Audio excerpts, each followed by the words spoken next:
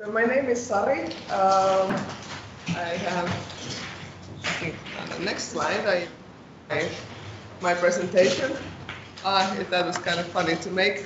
I have been working with evaluation for about 15 years or so.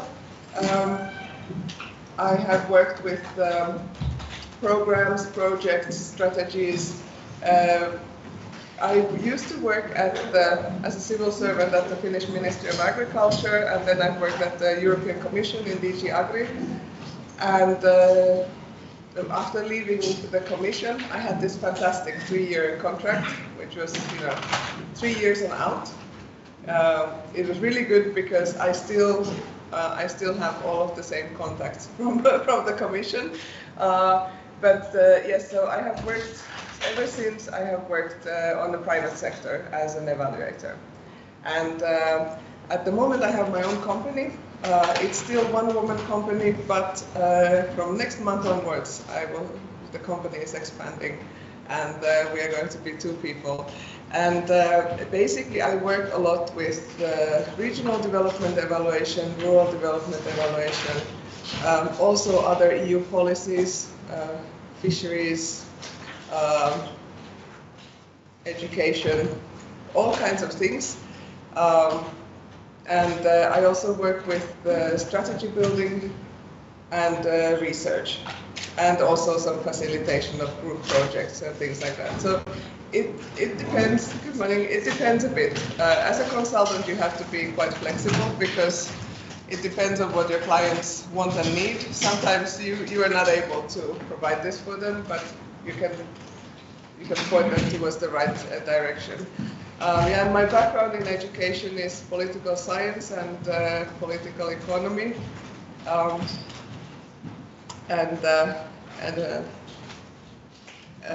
yeah, what else? Yeah, and then one more funny thing is that every year I teach in Iceland. I teach regional and local policy evaluation in Iceland. It's a 2-week course at the University Center of Ísafjörður. Basically, the next point from there is Greenland. It's like really, really, really far. It takes like 12 hours to get there, but it's a really fun course. And yeah, I enjoy teaching. Also, at the local level. In Finland, we have quite a lot of sort of capacity building, for example, for the local development groups. So sometimes I have assignments from the ministry to, for example, teach them about self-assessment or work with them on developing evaluation frameworks or things like that. So, yeah. So local development groups, that's something similar to, for example, the structure that we have local action groups. Yeah, exactly. Exactly, LAGs. Yes, LAGs, yeah. yes. Yes, so we have the National Rural Network works a lot with developing capacity for the local development groups, and I often do things with indicators or evaluation planning or things like that with them. But enough about me. Today's agenda is a bit, well, we have a lot of things to cover. The way that I have done this is that we are not going to be doing all of this in one go. Also, so that we have breaks.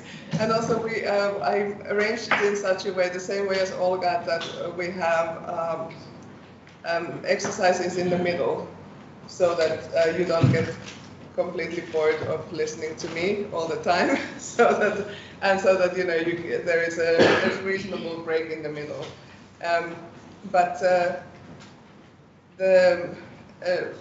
What we are focusing on is the end part of the evaluation.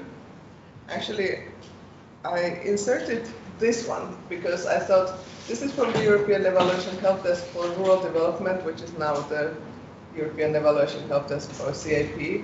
But I think this is an important thing because I'm able to now show you where we are today.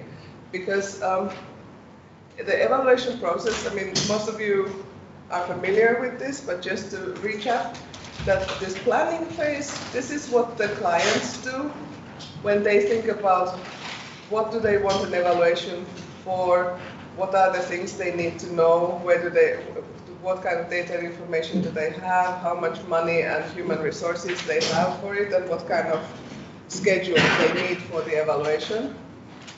And then here they should review the intervention logic, evaluation questions and indicators, not always happening.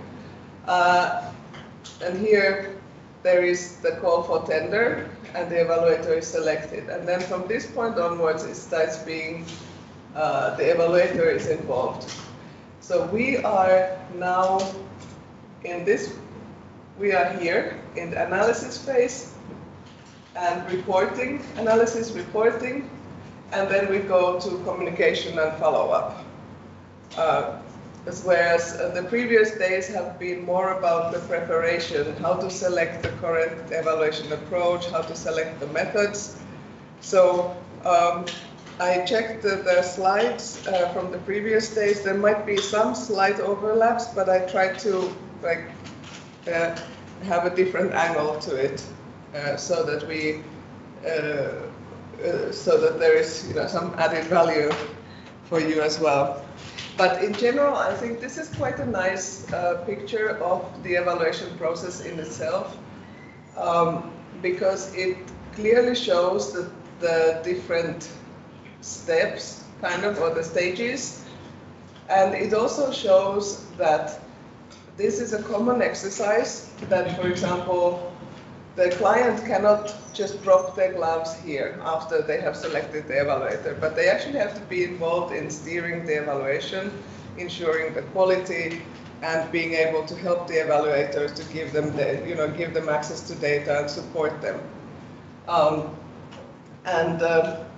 Also, that what I like about this is that this really shows that evaluation is, that it differs from research in the sense that you have an idea of what you are looking for and what should have been changed, so that you don't just go out there and see what happened, but you go there to ask whether the program or project was implemented in the way that it was supposed to be, and whether the changes that were supposed to happen actually happened. So yes, and here also here the idea is that you structure your data collection already, and then when you have everything ready, then you go and get the data, and then you analyze it. Of course, this is the ideal world. Sometimes it's not like this. In practice, quite often you end up doing some modifications in the middle, but this is the ideal world. And I want to go one step back, because this will tie together with the analysis, and I think this is something important. When you're thinking about the analysis already at the planning stage, you have to tie everything to the evaluation questions. I noticed now when I was teaching in Iceland, some of my students, they were really surprised that, that the evaluation questions are like really like that they define everything. It's like, yes, absolutely, and they have to be good, because you as an evaluator, you have to respond to the evaluation questions. So part of the structuring is actually defining the judgment criteria. And as I just said, that the evaluator never goes out there to see just what is there, but they have a pre-thought idea of what actually, what are they looking for and how does good look like. And the way to get the how does good look like is to specify the evaluation questions and define success through the judgment criteria. I've noticed that quite often there is a jump straight from the evaluation question to the indicators or the data. And then that causes problems in the analysis phase, because then it's like, okay, yeah, we have all of this data, but what does it say? That's then you will get into trouble with that. So what is good is that you have that you define the terms and you define the success already at this stage, so that when you get to the analysis stage, then you will be able to say whether it was a success or not.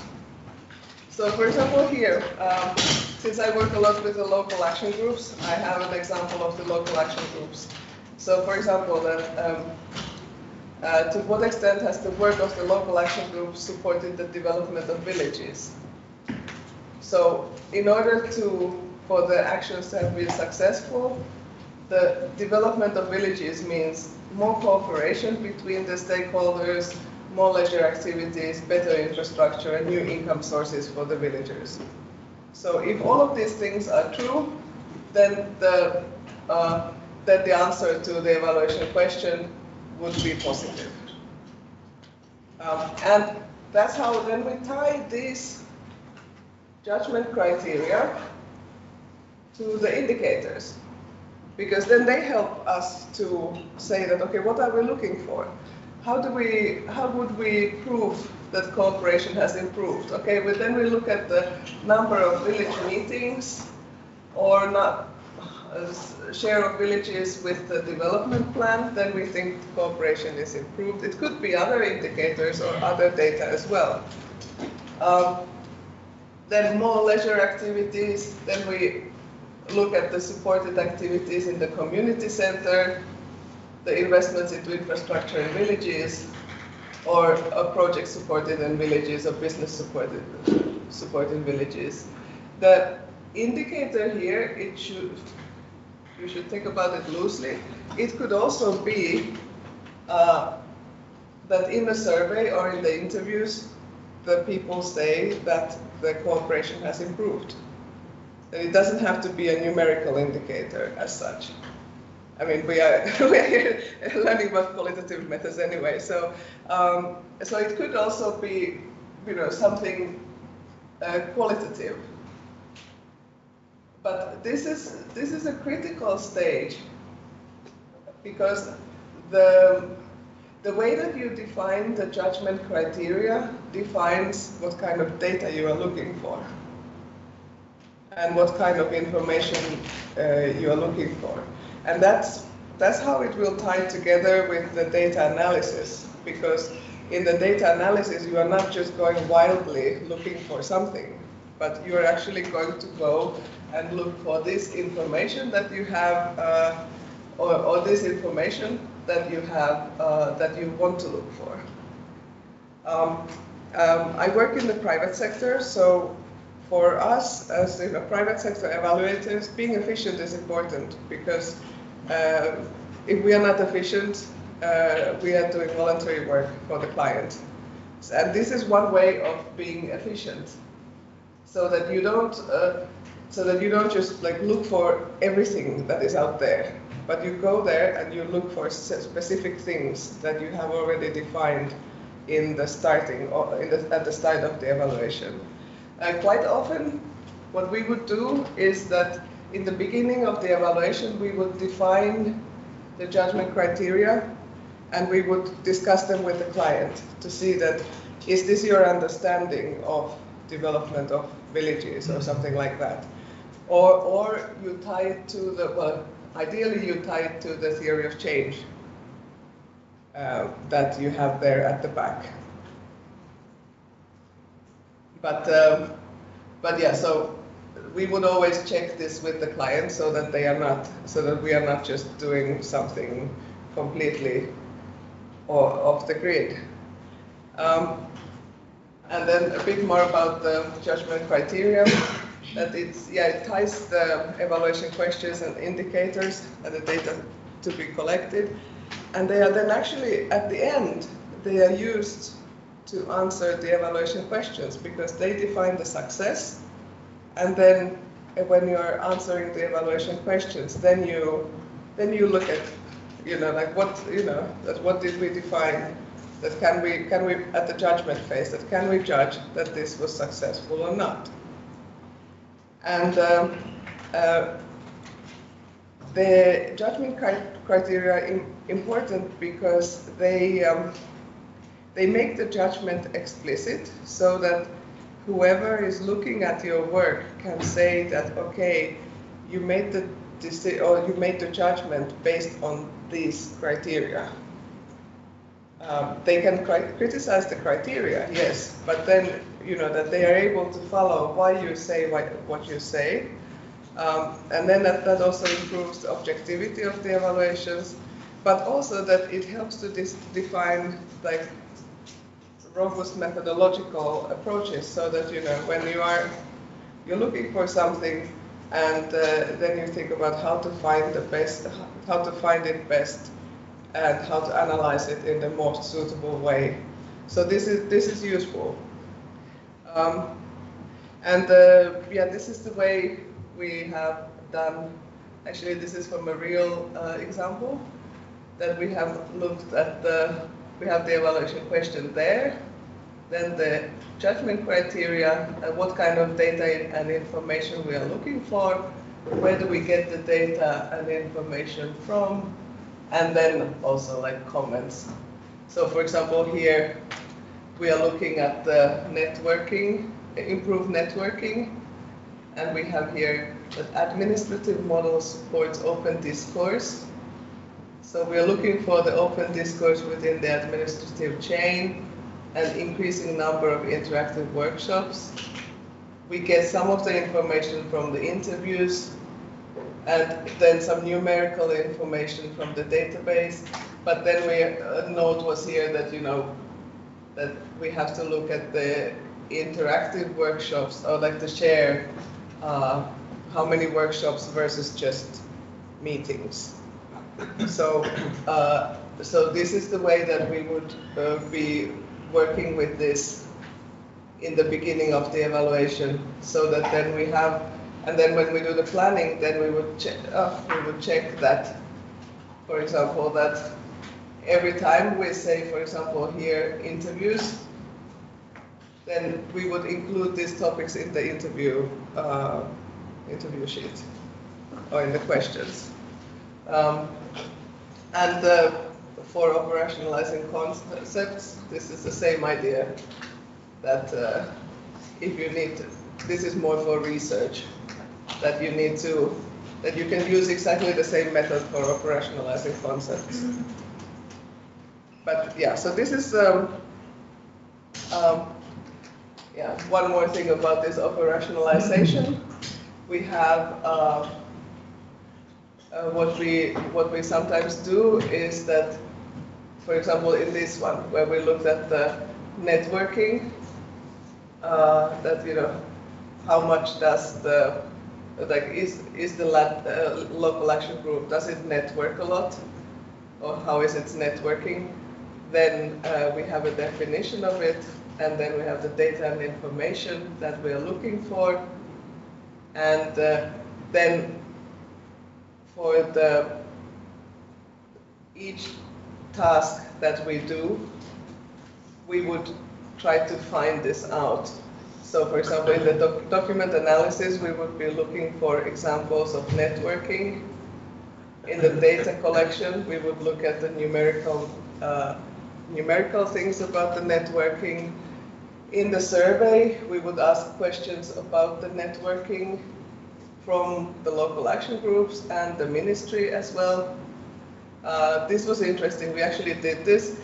We asked the local action groups about whether the cooperation with the ministry was easy, and we asked the ministry whether the cooperation with the local action groups was easy, because we wanted to find out how is this. Actually, it was relatively okay. And also then in the interviews, we would ask about the same things. This is the way that we get, triangulate the data and triangulate the information, so that we don't only look at documents or only look at numerical data, and we don't only speak to the local action groups, but we also speak to other stakeholders, so that we try to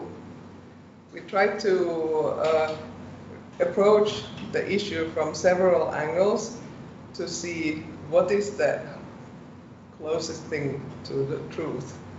I don't believe that there is one truth, but but I think that if you speak to enough people and if you gather enough information, you can get a relatively good picture of an unbiased picture of it. So that's why it's important to try to get information from a lot of sources. But yeah, so this goes a bit back in what we did. What we're going to do today, but I wanted to show this to you because as a recap, because this is what will help you in the definition of the data analysis, especially with documents. Or for interviews, you will have already defined some questions, and in the surveys you have defined questions. But in the document analysis, when you get thousands and thousands of pages of documents, it's okay, so what am I looking for in here? Then you go back to your evaluation questions, judgment criteria, and the operationalization, and then okay, I'm looking for this and this and this. And then it's actually a lot more easier than to try to just read everything and understand and figure out what is there. Yeah, so this is the operationalization, and this is actually one of my favorite evaluations. It's as boring as evaluation of e-cohesion. But I think this is done really nicely. This is from the final report. So they have an evaluation question here, and the judgment criteria, and then they say what data sources and methods they have used, and then they state their key findings. And they have this summary on for every evaluation question, and then they had a longer answer. But what I like about this is that it's also qualitative and it's very easy to understand. It shows exactly what they did. And also it has an example of qualitative things. So their judgment criteria is that it's good if it meets the needs if a large majority of different categories of users agree that the relevant key elements of the e-cohesion system meet their needs. So basically, if enough people from different user categories say that it's good, then it's good. As simple as that. It's a qualitative judgment criteria, and but it's there and it's visible. And what they did was that they did surveys of authorities and beneficiaries, in-depth research and interviews. Then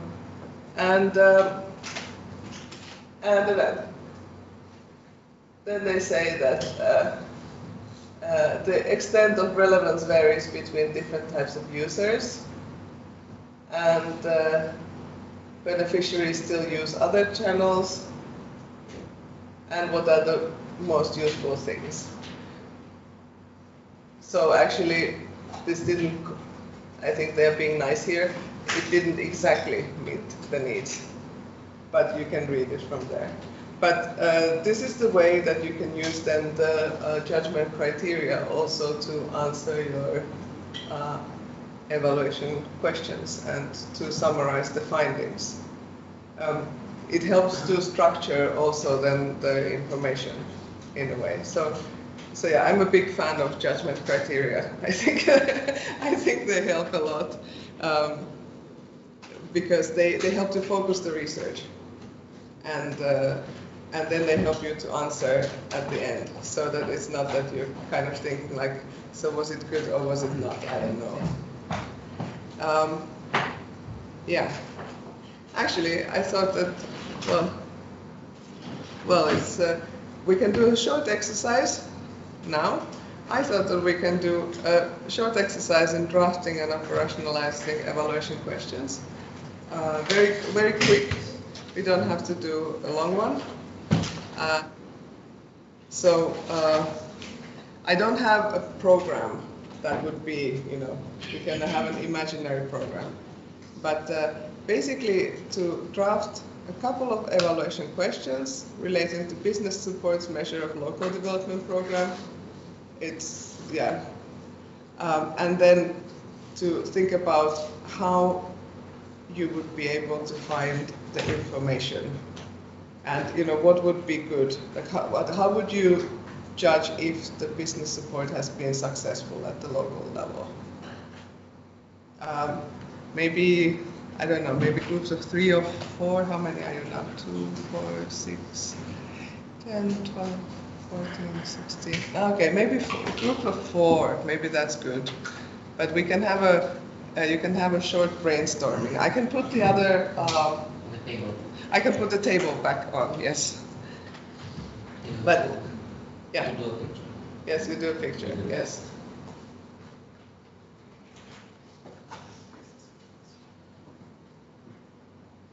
So I will, so I made these kind of shorter exercises because I want to keep you awake.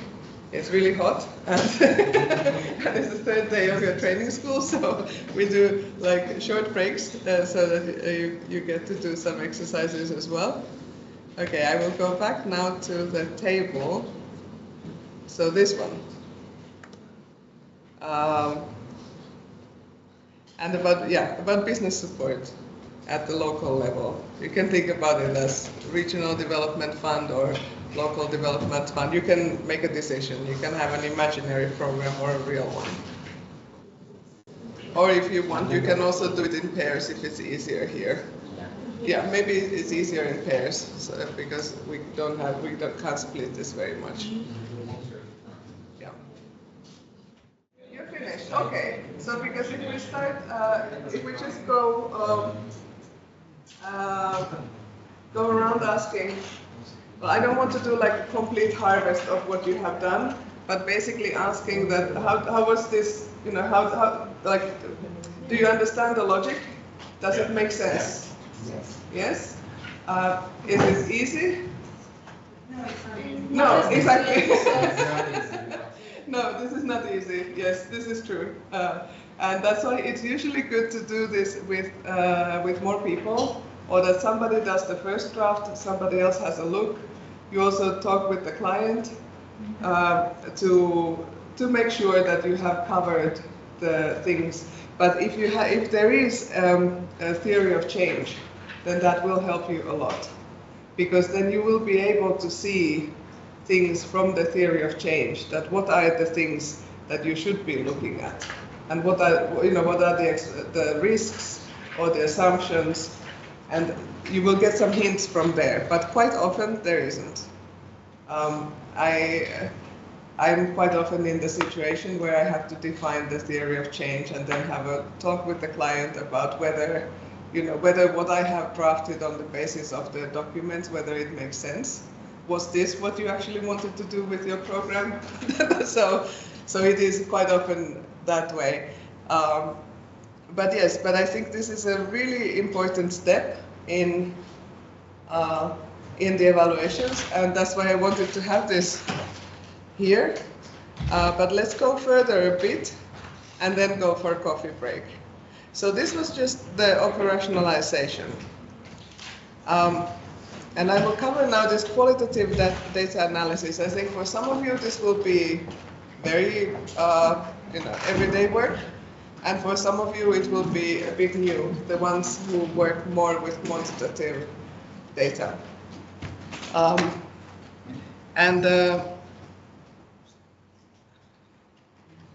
Okay.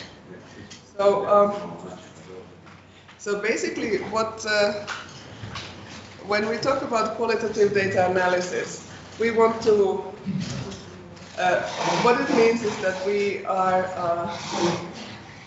are trying to make sense out of a lot of text or spoken word. That's basically what it means.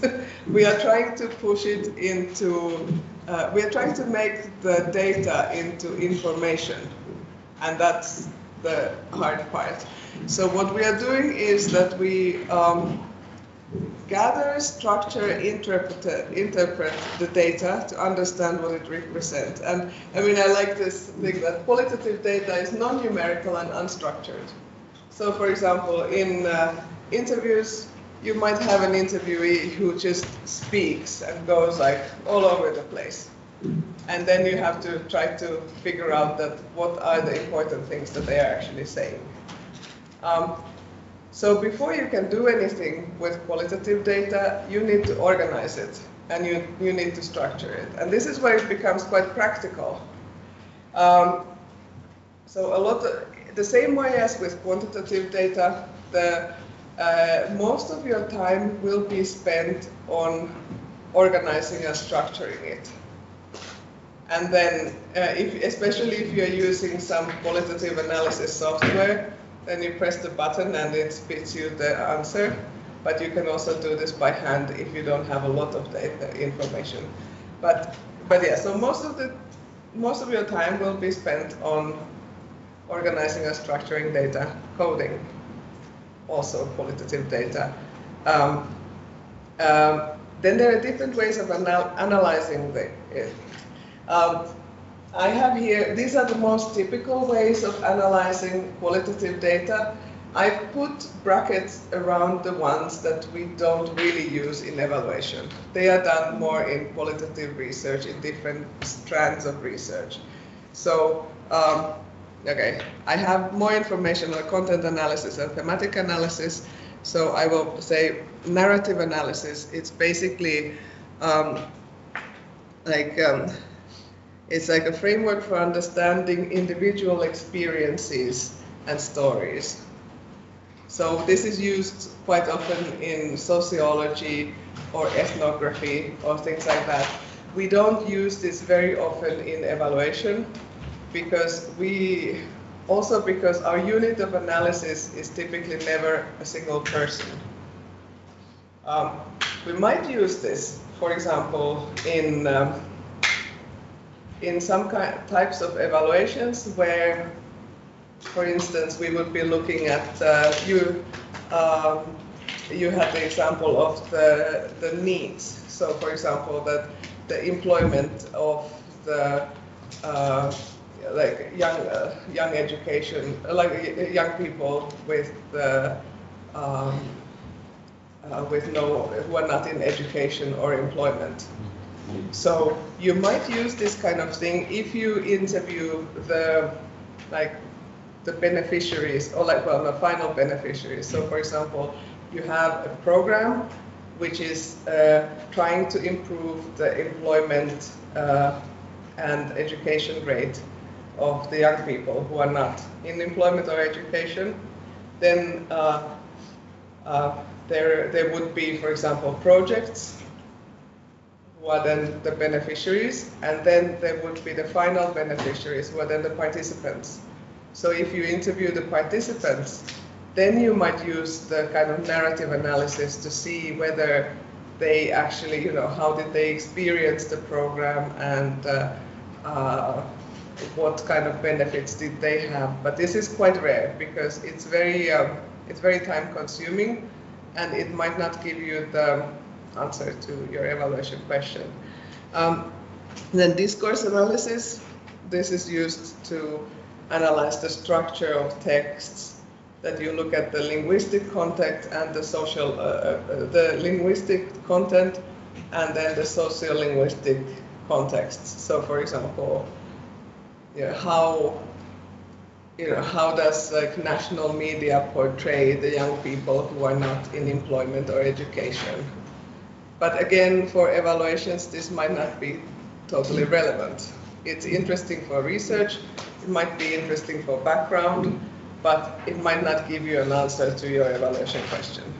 So that's why I haven't included them. Also then the grounded theory. This is actually against what we just did, because the grounded theory is basically that you look at, for example, all the interview results and then see that what do they tell me, that it's kind of inductive reasoning from the basis of the material.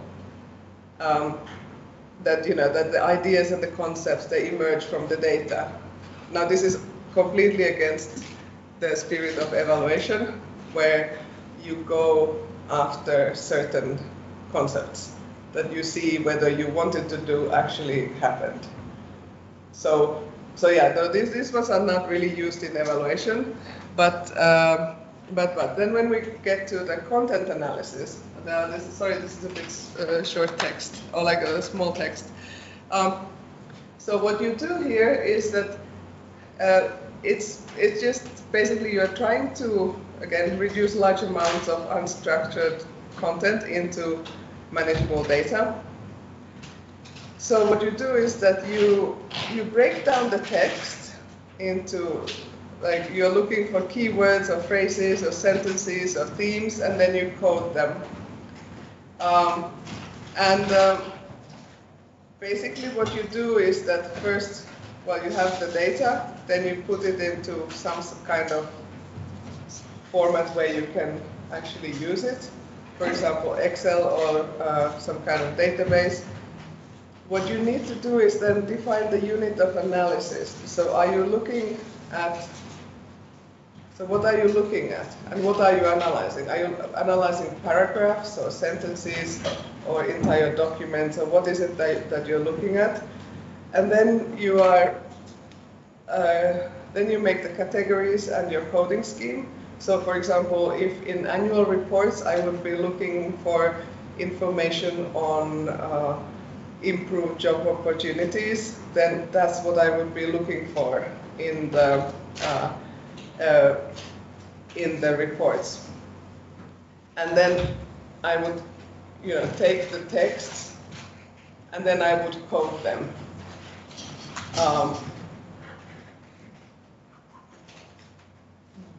What is important here is that you need to be consistent with your coding. You need to code everything, and the coding has to cover everything that is there. And this is the hard part, because what we usually do when we start coding something, for example text, is that first we take a sample of 10 things. Let's say 10 interviews. If we have, let's say, okay, interviews, we never have more than 50, or if we do, then it's really horrible. so let's say that we take a sample of 4 out of, let's say, 40 interviews. And we see what they say, and then we create a coding scheme. And then we revise the coding scheme before we start working with the rest. Because there's nothing worse than having to recode the 50 interviews because you didn't have the full universe. So that's the thing. So always test and then recode and then have the coding structure. We often also have a coding manual. So what does, for example, if you are using numbers, for example, do they say that the business support was very useful, or not so useful? So that, what kind of things, what kind of words would go within those categories? Or for example, if you use numbers, what is the difference between 1 and 2? Because that will make a difference for your analysis. And that's the thing, that you need to be quite clear with the categories. And then you have to actually assess the consistency of your coding. So then we usually have somebody who goes through all of the coding just to see whether everybody did the same thing. Also, I noticed this with myself. I did this ex-ante evaluation of the local development strategies for the Finnish local development groups, which are 54. And I noticed that when we were doing some coding, I got annoyed after about 7 of them, and it was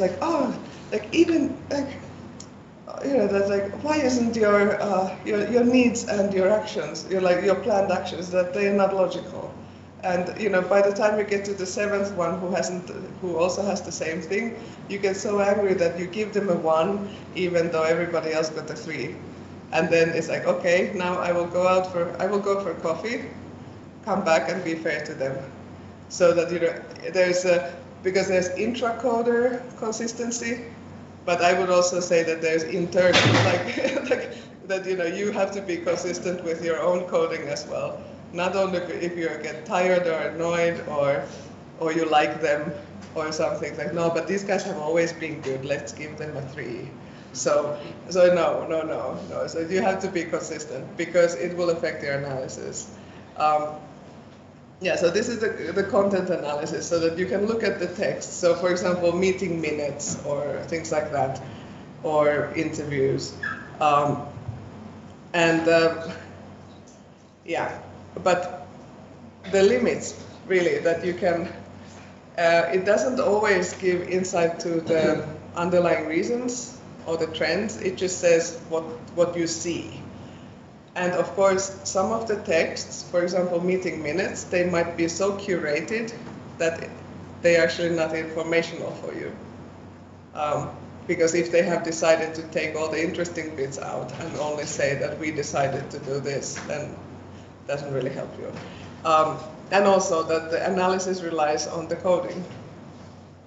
So this is one thing that you can do.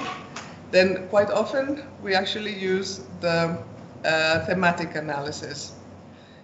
Roughly similar, but here the only thing is that you are only looking at information for certain themes.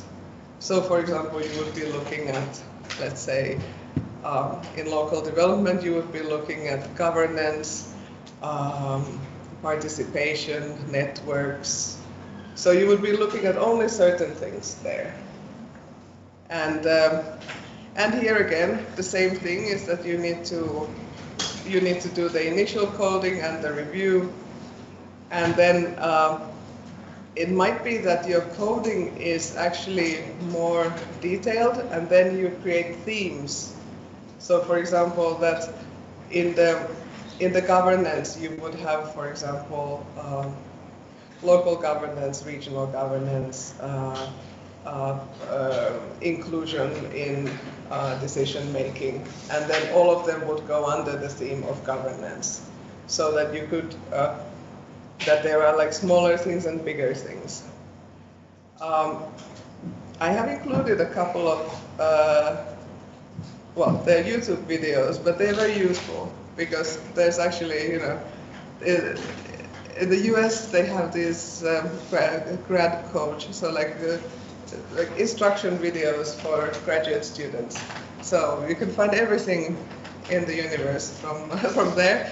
And this one is, these ones are pretty nice. They give a further insight on how you can actually do the thematic analysis in qualitative research, and maybe 10-minute videos.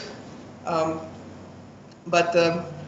the idea is that you're looking for certain things so that you are not, and then you're coding them. This is the part where the qualitative researchers get annoyed because they're like, oh, but then you're producing quantitative data. Yes, I know, but that's how it is. But it's not, you're not going to run SPSS on this. What you are trying to do is to make sense, because even from a practical point of view, if you have, let's say, 30 interviews, and you need to summarize what did they say in the interviews, then the only way to do this is to somehow push it into more reasonable format so that you can analyze and then see what the people actually said there. That most of them mentioned that the program management was really difficult. Some of them said that the program was a total failure, but more than half of the interviewees said that it was actually okay.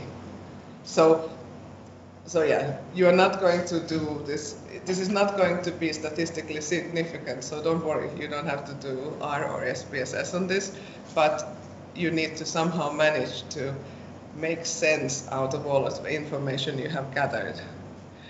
And this is the ideal picture of qualitative data analysis, whichever method you are using actually. So you need, well, first you collect the data, then you organize it in some kind of format, so you know that you can actually analyze it. Then you identify the themes related to the evaluation question, you develop the categories, and then you code, then you review your code, and then once you've redone the coding and made sure that it's okay, then you look at the data coded in the categories. Interesting thing is that you also need to look at association between the categories. So some of the answers. So let's say that if somebody says that the program has been a total failure, then you look at their other answers. That did all of the people who said that the program was a failure, that did they have a background in project management or not? Or why are they saying this? You're basically trying to understand that that is there a dependency, that if people or project managers who had a very successful project, was it because the projects were large? Was it because the stakeholders were very involved? Or was it because they themselves were very professional? That you try to figure out the links between the things. Then you synthesize, and then you report, mapping, interpretation, and findings, and then you write the report. The idea here is that, what I like about this is that you actually think before you write. That's actually one useful advice I would say to every evaluator, that you that after doing the coding, then don't start writing immediately, but think about what does all of this mean, and how does it relate to everything, because it will help you in the writing. And really, there might be patterns, relationships, or something within the data that you might not be able to see if you only look at it as text. So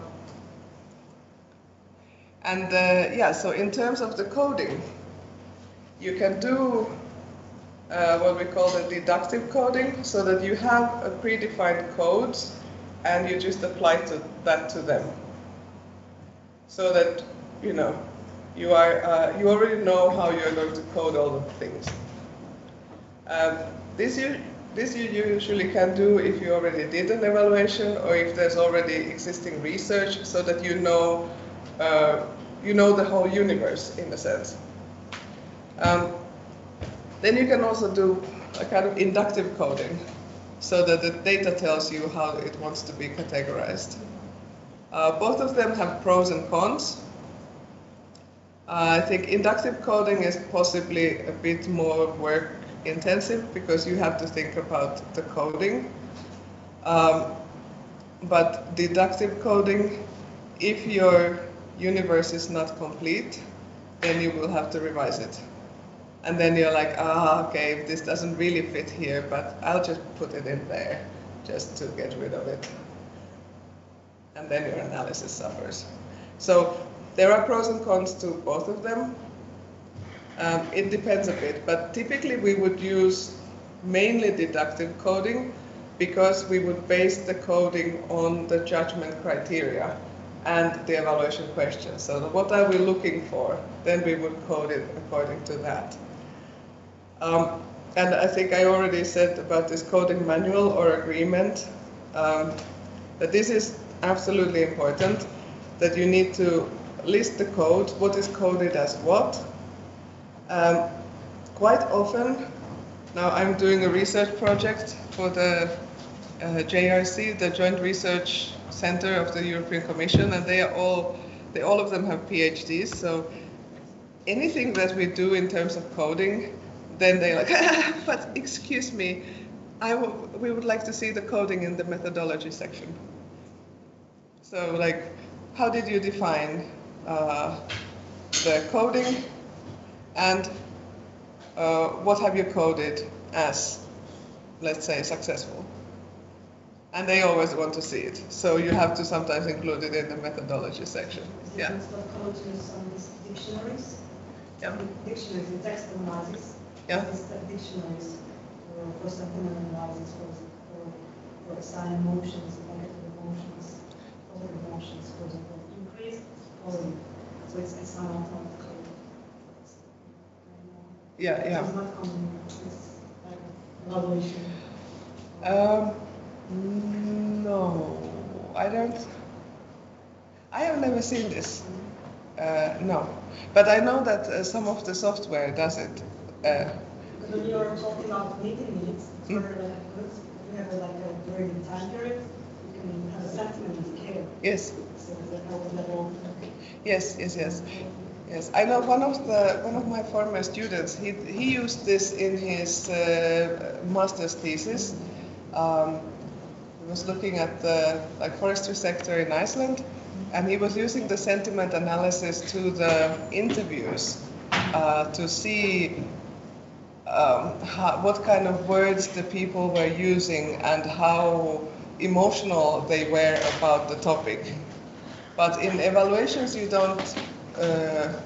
It's kind of thought that it's sort of emotion-free, even though it's not. But, but yeah. But I know that especially if you do if you record the meeting or interviews on Teams, then you have the verbatim, and then you can do this kind of emotional analysis. But in evaluation, I have not seen this. Olha, have you seen this emotional? No, I have not seen this in evaluations. I think our clients are boring. They don't want to, hear about the emotions. But I think possibly if you go to more towards sort of more community-based evaluations, then you might see this. Yeah, but on the midterm evaluation of structural funds. No, no. No emotions, even though it annoys some people. But yeah, so especially with the new software and the new kind of AI-based text analysis, you can do a lot of things. I think these ones, the NVivo, Max UDA, and Atlas TI, these are used quite often. If you have access to them through university or something, that's great. As a private consultant, I have been considering using one of them, but only one of them, because they're punishingly expensive. Yeah. Yes.